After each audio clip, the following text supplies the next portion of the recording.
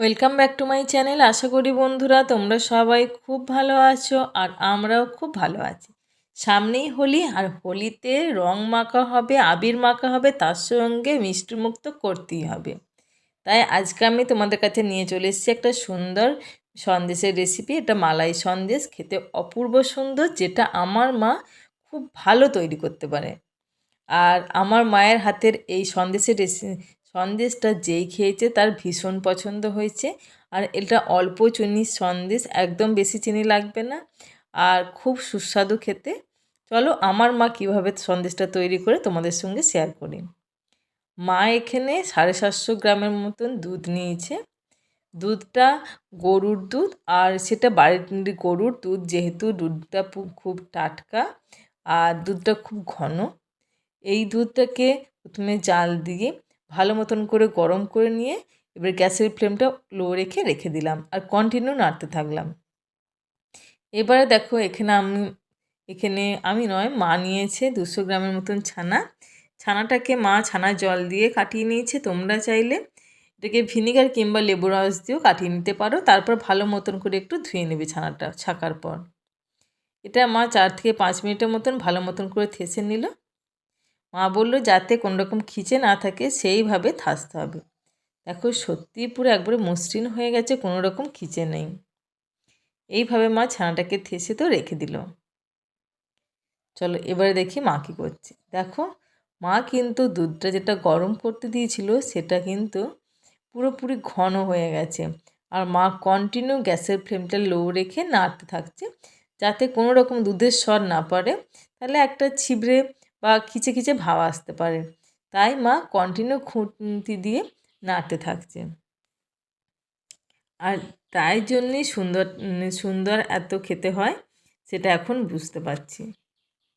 আর গরুর দুধ কিংবা প্যাকেট দুধ, যে কোনো দুধের কিন্তু সন্দেশটা তৈরি করা যায়। মা এখানে দিয়েছে হাফ কাপের মতন চিনি। মা বলল চিনিটা 4 থেকে 5 টেবিল স্পুন দিলেও অসুবিধে নেই, আর চিনিটা যাতে বেশি না হয় সেদিকটা লক্ষ্য রাখতে হবে। বললে এবারে চিনি থেকে জলটা বেরিয়ে গেছে।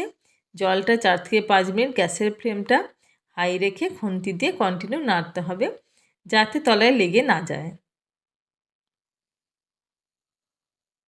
দেখো বেশ আরও ঘন হয়ে গেছে।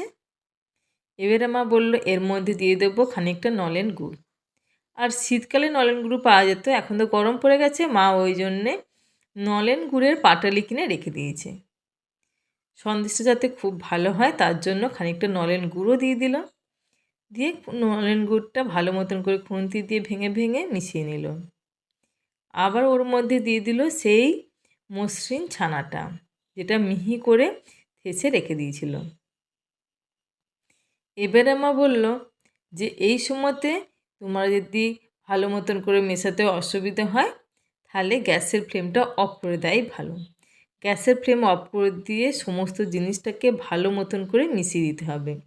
যদি ছানা কোনো জায়গাটা না মেশে, তাহলে সেই জায়গাটা শক্ত মতন হয়ে যেতে পারে, খিচে হয়ে যেতে পারে। সেই জন্য বলল যে সব থেকে ভালো গ্যাসের ফ্লেমটা অফ করে দেওয়া। মা বললো আমি গ্যাসের ফ্লেমটা অফ করে দিলাম, যাতে ভালো মতন করে মিশিয়ে নিতে পারি। দিয়ে মা যখন ভালো মতন করে মেশানো হয়ে গেল, আবার গ্যাসের ফ্লেমটা অন করে দিয়ে লো করে দিল। বললো এবারে 4 থেকে 5 মিনিটের মতন নাড়াচাড়া করে নেবো। দেখো এবারে গ্যাসটা জ্বেলে দিয়েছে আর গ্যাসের ফ্লেমটা লো রেখে এইভাবে খুন্তি দিয়ে কন্টিনিউ নাড়তে থাকছে। বললো এইভাবে সন্দেশের পাক দিলে সন্দেশটা খুব ভালো তৈরি হয় আর সমস্ত জিনিসগুলো খুব ভালো মতন মিশে যায়। দেখো এবারে গ্যাসের ফ্লেমটা অফ করে নেওয়া হয়ে গেছে। তার কিছুক্ষণ বাদ আমি দেখাচ্ছি সন্দেশটা কিন্তু ঠান্ডাও বেশ কিছুটা হয়ে গেছে, আর সন্দেশটা কিন্তু খুব সুন্দর মসৃণ হয়েছে। চলো তোমাদেরকে একটু হাতে নিয়ে দেখাই সন্দেশটা কেমন মসৃণ হয়েছে কি না হয়নি। দেখো সত্যি সন্দেশটা কিন্তু খুব মসৃণ হয়েছে আর নরম, সেটা তোমরা দেখেই বুঝতে পারছো। এবারে মা একটা প্লেট নিয়েছে, প্লেটের মধ্যে পুরো সন্দেশটা তুলে নিল। সন্দেশটা তুলে নিয়ে বললে এবার একটা ছুরি নিই। ছুরি নিয়ে বললো ভালো মতন করে সমান করে নেব। বললো কারো যদি ইচ্ছে হয় সে অবশ্যই গোল গোল করে নিতে পারে, কিংবা যদি 4 চৌকো বা চৌকো করে কোণ করে 3 কোণা করে যে যেমন ইচ্ছে মতো শেপ দিতে পারে। বলে এবারে ছুরি দিয়ে কিন্তু এটাকে কেটে নেব। আমি তখন বললাম এই কাজটা আমিই করি, ছুরি দিয়ে কাটার কাজটা। দিয়ে আমি একটু ছুরি দিয়ে কেটে নিচ্ছি। তোমরা চাইলে ছোট বড় যে যেমন সন্দেশ খেতে পছন্দ করো তেমন শেপ দিয়ে নিতে পারবে। দেখো আমার তো কাটা হয়েই গেল সন্দেশটা।